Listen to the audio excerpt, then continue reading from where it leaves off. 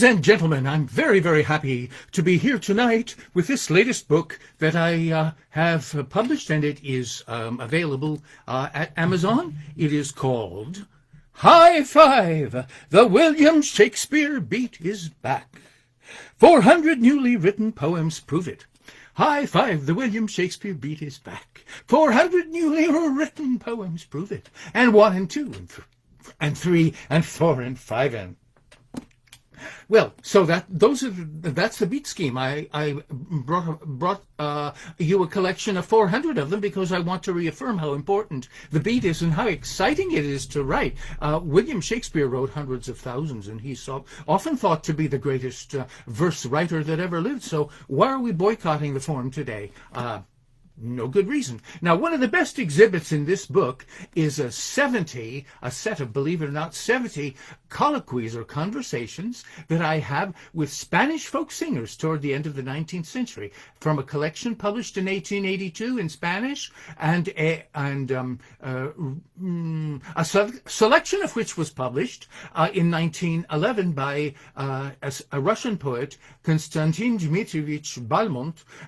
He has a wonderful ear for the songs, and he grouped them into interesting categories by way of the main emotion described. These are delightful little folk songs. I translate them from Balmont's Russian, but I checked many of them with the Rodríguez Marín collection, and he's done a very fine job of translating. Now, what do we have here? We have micro-melodies sung by Spanish people, and this is toward the end of the 19th, well, actually not so close to the end. The collection was published in 1882, so you're hearing these throughout the 1870s, but Balmont, the Russian tourist, claims to have heard a lot of them in Barcelona at the Rambla del Centro, which is apparently a walkway, no cars, or horses and carriages, as the case may be, and people sat on benches and sang folk songs, and most of them seem to have been women, because women are the voices of the singers in these delightful songs. And for every song I read that I wanted to especially remember, I wrote a sonnet of commentary, and sometimes I do 2 of them because they felt good together. Now, let's just start. I'll just give you an introductory poem in the Shakespeare beat, showing you my orientation. In 3, in 4, in 7 lines at most, reciters at the end of century, the 20th approaching, one could see, with aid of chordal strumming, love or boast, and jealousy, or misery, or bliss, were seedlings sprouting in a tiny scope. Anticipation, languor, anger, hope, the garden birth of lyric light was this. The origin of poem's soul I seek, that Balmont had in memory pursued. With impulse energy were lines endued, that strollers might in Barcelona hear. Tunes touch the heartstrings while they charm the ear. Let's improvise together for a week. And now, let me turn the page and read you the first one. First category is being in love, one of the best in the book. And here's the 4-liner, and then I'll comment. Poem 79. I pray you remove that mantilla, and let me catch sight of your hair. To get a good view of the icon, we take off the covering cloth. See what I mean? A sprout in vernal earth, strong feeling, pray cast off what would enclose. I beg with reverence and a gentle mirth, imagining the skin more soft than rose.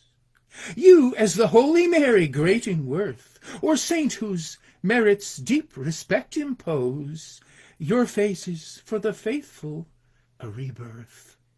Supernal book, the poet dare not glose. That is, interpret. It's unspeakably beautiful. The icon much adored must covered be, until it's time the visage pure to see. But shawl and hood are scarcely helpful here. We know you're shy, but beauty let appear. Your tresses then will view that frame the face, which living icon will convey your grace. Let's do the one on facing page, Being in Love. This is poem 80. Your face has everything that's best in heaven and on earth. On a cheek, a rose abloom. In the eye, a star ablaze. The roses all abloom you'll want to view, the suntanned skin tone blent with rhodal hue.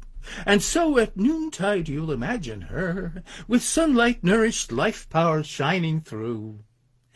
The sun-blaze heat to feel in starry night, you'll see the pupils black in fiery light, made brighter, wilder by the chill, a stir in deep surround of black, more dark delight. I love the eyes at night, the cheeks by day. The time zone changes overwhelm us.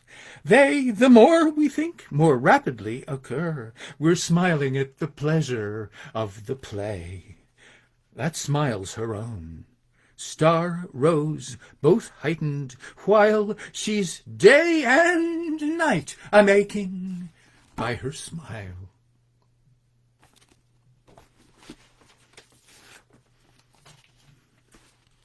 Let's try another category. Envy. This is now poem number 91. I love you, so I'm envious. Take away love, and where's the envy? Unless I loved you, you could simply go to the devil.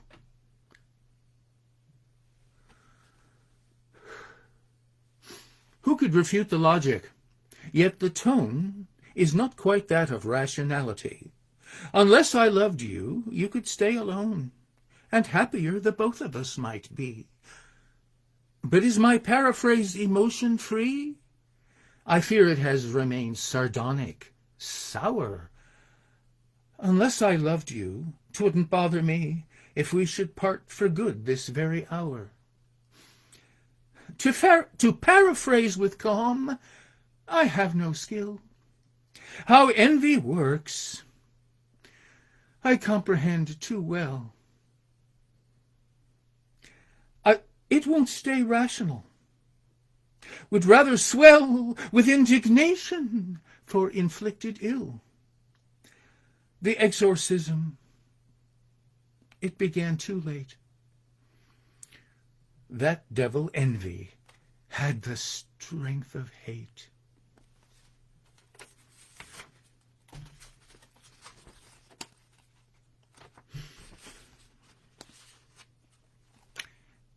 Now let's try tenderness.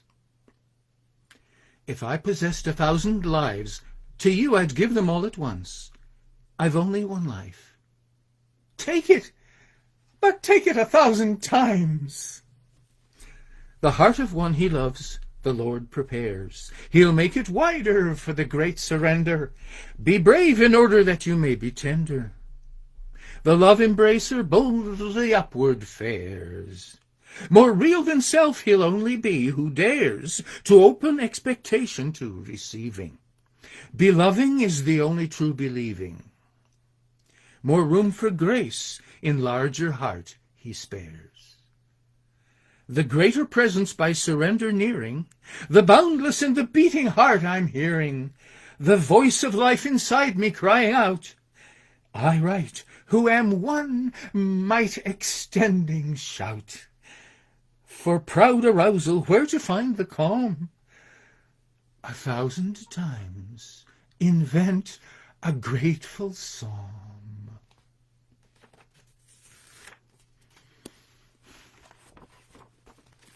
Confessions. Oh, this one I like a lot. Where there's joy, there's a form of good fortune.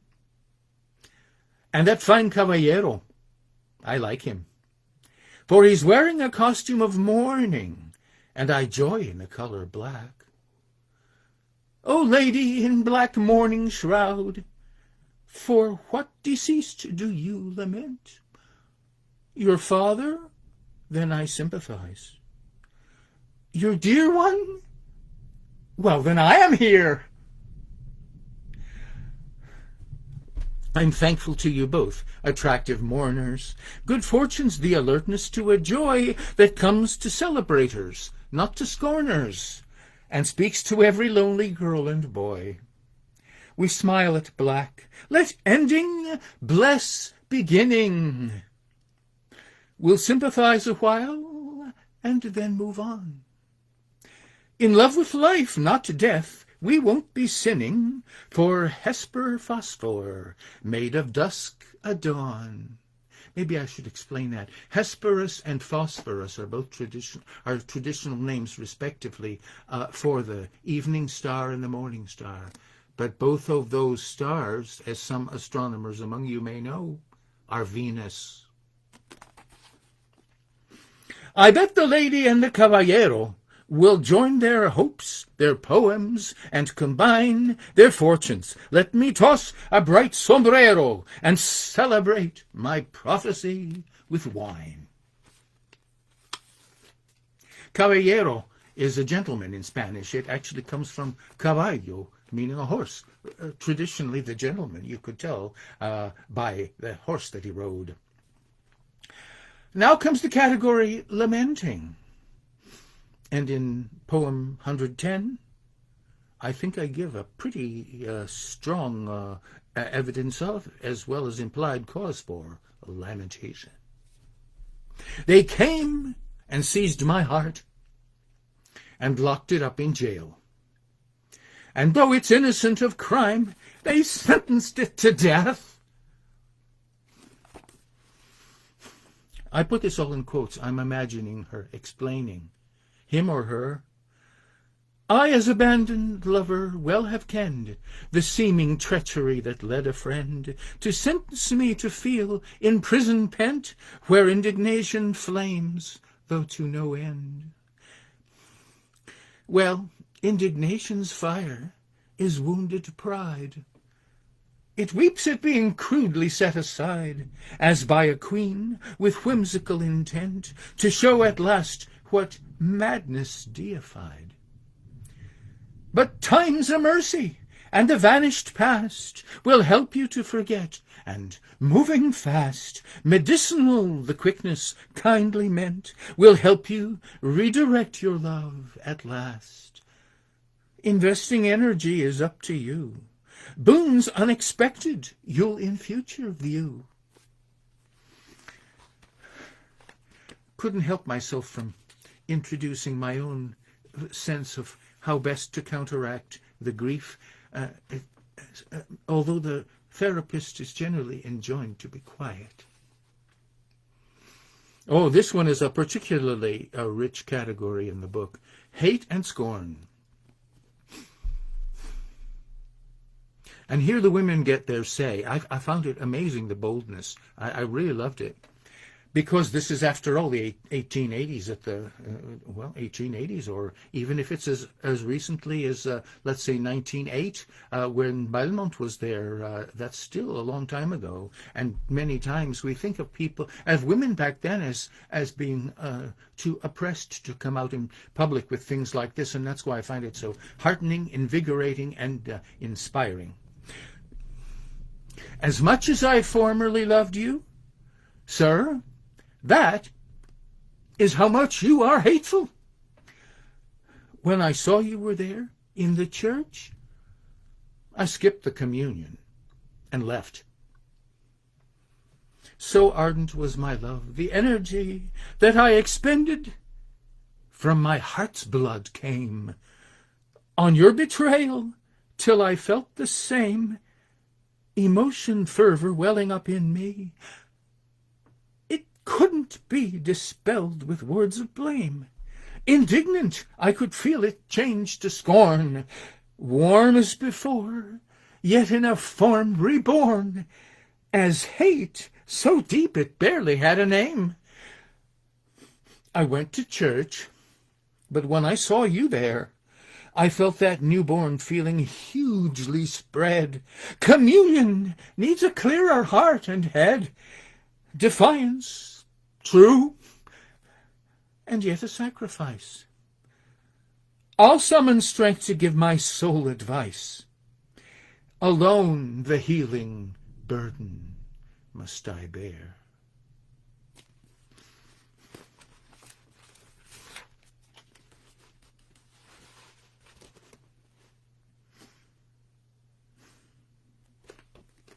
Here is Serenade, number 136. I have combined two tiny serenades. If I knew, my dearest life, that you're listening to me, like a nightingale I'd sing till the morning rays arise. A song word rising to the mouth is a drop of honey from an overbrimming heart. I even remember that one in Spanish. Cantar que sube a la boca es una gota de miel que de corazón rebosa. The placement of the poems in the book has made me give them both a closer look. They're right side by side. So wonderful is lover number one. I think he has a major favor done for one who wrote the latter golden thought. At first we heard, the serenade I've brought tonight, if you respond, I'll carry on and play the nightingale until the dawn. The second bard reacts by thinking, song is love itself made audible by art. When overflows an overbrimming heart, be dulcet honey tones remembered long. Be thanked for these. We're cordial singers three, of troubadours we form a trinity. The troubadour singers were active in France and Spain, and they may have been influenced by Muslim troubadour singers such as Hafiz and Rumi. My last poem is from the section called Lullabies. Rock-a-bye, my little child, rock-a-bye, now sleep. Put me in the cradle, mother, rock me there some more. With calling season in my rocking chair, each waking day of life do I begin. The rhythm is itself a heaven air, beloved of the childlike heart within. I love that baby who is just like me. That soothing movement, pray it may not cease. And when the meters blent with melody, from every care I feel a swift release. My daughter I would rock to sleep at night, and sing a dulcet lullaby to her. I'd pick the one she said she would prefer. The hymn to Sabbath Queen made heart take flight. So that's the melody she often chose. Tranquility and reverie arose. Thank you for listening to me and all these marvelous Spanish people.